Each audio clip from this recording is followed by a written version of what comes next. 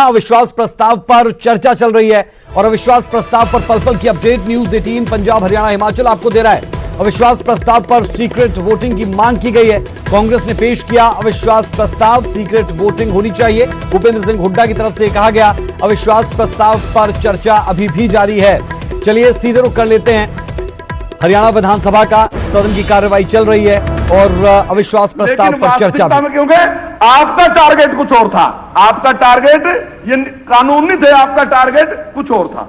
दूसरी बात, एक मिनट, मेरी बात नहीं, आपका टाइम मिलेगा अपनी बात।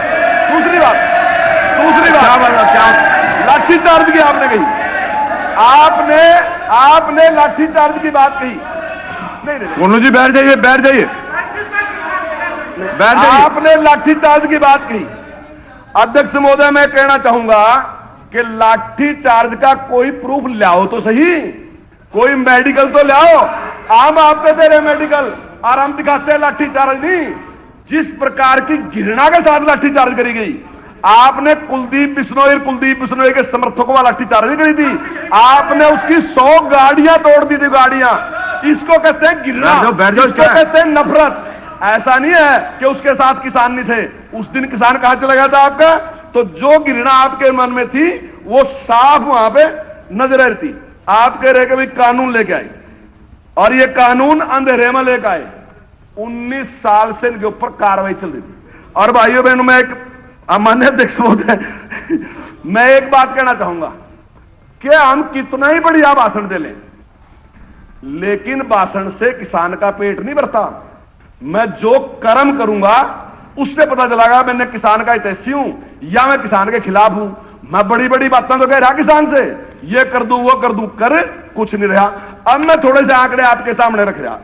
भाइयों बहनों, आप माननीय अध्यक्ष महोदय, आपने 2013-14 में, मैं इसकी कोई तुलना नहीं करता, गेहूं आपने भी खरीदी, हमने भी खरीदी, ठीक है, हमने ज्यादा खरीदी, चलो ज्यादा उत्पादन होगा, उसको मैं छोड़ रहा। जीरी को भी मैं छोड़ रहा।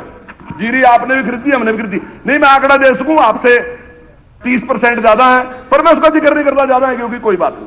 अब मैं आपसे कह रहा हूं सरसों खरीदी 2013-14 में आपने 1 किलो भी सरसों नहीं खरीदी और आपका रेट था 3000।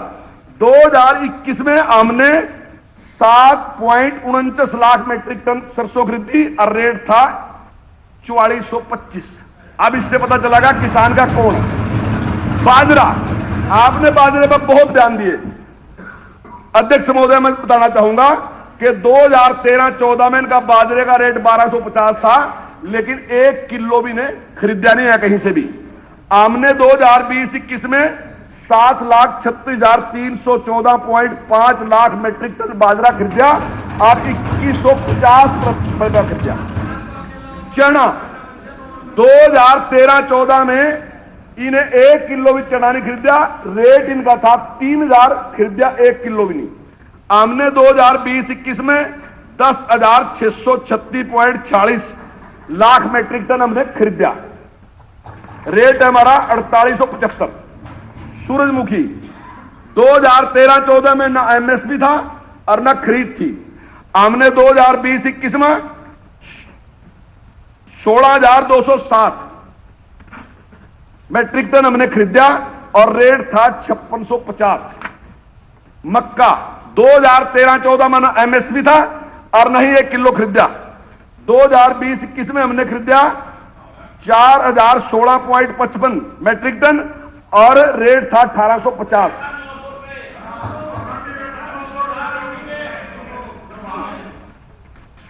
मैंने आपसे यही कहा कि जितना खरीदा उतना बताया, मैंने सारा नहीं कहा खरीद लिया, मैंने जितना खरीदा।